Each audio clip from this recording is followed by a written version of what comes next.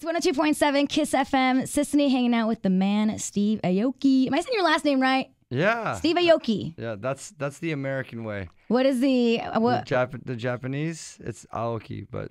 Steve Aoki. Even I say Aoki. Yeah. Like, so I'm an American guy. There you go. Well, we were just talking about this off the air. Yeah, it's a little early for you, right? When they said you were going to come in at 10 a.m., I was like, that's early for like a DJ. Because I feel like you guys are always up all night producing. Or... Yeah. No, last night I had a night off. Oh, okay. I just got back from a 4-week run across Europe and America and had a night off. Went to go see Savages. Nice.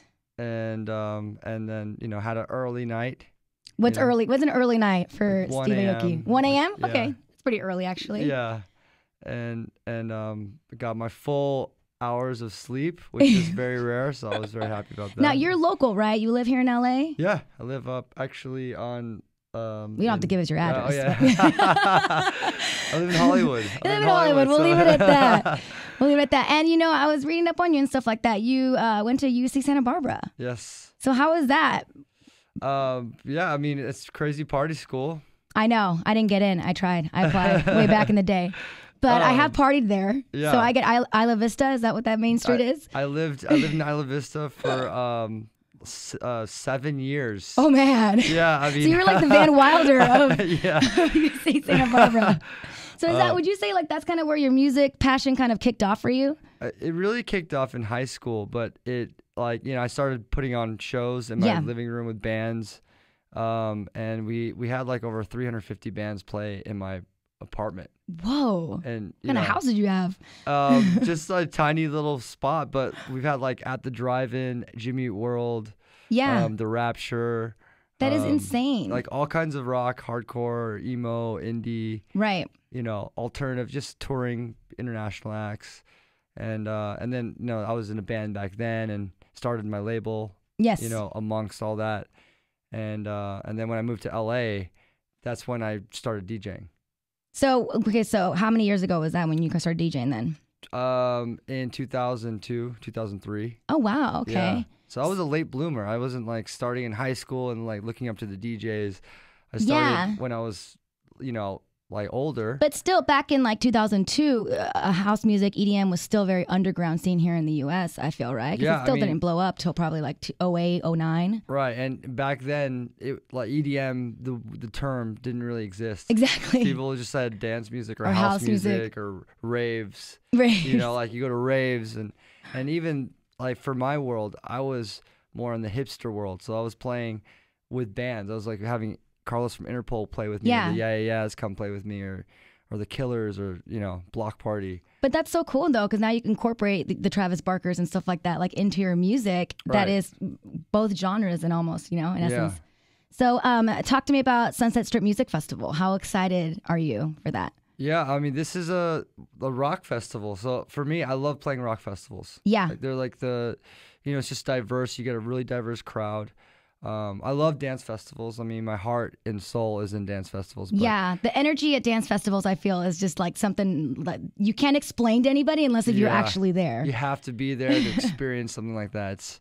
It's epic. But when I heard that all these different, like Marilyn Manson and Offspring and Bad Religion, who I grew up listening to, and playing in my hometown. Yeah. As well. It's just like all that combined, I had to do it. I actually turned down another festival that was a really big dance festival somewhere else to do this one, because it's like rare for me to do these things. So yeah. It's such a great opportunity to play with all these amazing artists. Absolutely. And you can walk there from your house. So it's perfect. How do you feel about, what recently happened at the Swedish House Mafia concert? Did you hear about that? There's a few people that like passed away, somebody overdosed, there was a stabbing and stuff like that. Like, how do you feel about like security sometimes at these festivals? Do you think they're good enough? I mean, whenever I hear something like that happen, they have to get more security. I mean, it's like, generally when I think about the EDM, crowds, they're like, you don't really see fights break out. Yeah, you don't. Everyone's happy. You definitely don't see any guns or knives. Yeah. People are just like jumping. Usually the energy is really positive. Exactly. So when I hear like a stabbing at a EDM show, it's like, wow. It's rare. I can't, it's so rare. So I probably saw you for the first time a few years back in Vegas at Surrender. I just like happened to go to Surrender that day and you were there and it was awesome. And it was the first time seeing you. And you jump on the top of your DJ booth and you shake a bottle of champagne and I'm like, oh my God. And I start running to the back so I don't get sprayed. And when did this whole champagne spraying the crowd thing like start? I think that's totally your thing. Oh, God. I've been doing that for a long time. But what started it? There was just like, this is what I do, or? Sometimes it's, I'm like playing with my environment. Okay. So like, one time I looked back and I saw a big cake. Oh, and yeah. I just used that. And then, I see champagne in my rider, or like, oh, I got vodka. I'm in the club. Okay. That's now so all the people funny. in the front row that aren't going to the bar, they can now have fun and drink.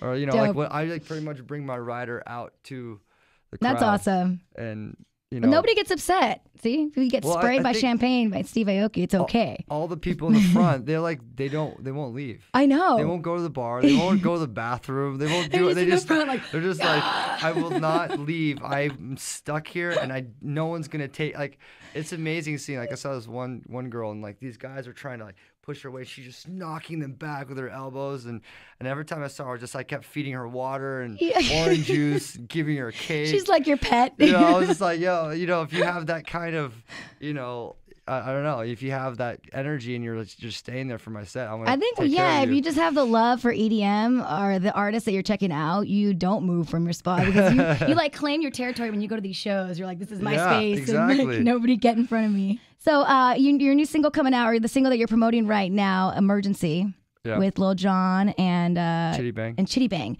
So talk to me about that. Like, how was that collaborating with them? This is like my most hip hop record on my album. Yes, and, it is. When I was in the studio with Chitty, I had this song in mind for him because he's such a eloquent rapper. Oh my God, he can rap about anything. Yeah. Like, you just give him words. Yeah, I think he broke some Guinness Book of World Records. Really? Rapping for like 10 hours or something. Yeah. Straight. Oh my! Wait, what? 10 hours straight? Something like crazy. I gotta look that up. Wow. Like he had like bathroom breaks and he's still rapping. He's telling me. Wait, shut up! He's like rapping in the bathroom and like it's like sort of eating while he's rapping and stuff. Wow. The guy is That's insane. awesome. And he's incredibly fast to work with. So when I was in the studio with him, I played him the beat. I kind of changed it around as he was freestyling, so it would fit his flow. Wow. And then John came in and then does what he does. Yeah, does what he does, which he does amazingly. We came up with the concept of Emergency, having that kind of thing going on, and then we shot the video, which is like it's awesome. I can't wait for everyone to see the video too. Dope. I'm excited for it. Well, I love the album Wonderland. It's really good. Thanks. And congratulations on all your success. And then we'll obviously see you at Sunset Strip Music Festival. Yeah. The 18th of August. Woohoo. All right. Well, thank you so much for coming in so early. Set an alarm clock. Do you usually set alarm clocks or? No. So today was a rare occasion. Well, I appreciate it. Steve Aoki, thank you so much for stopping by KIIS-FM.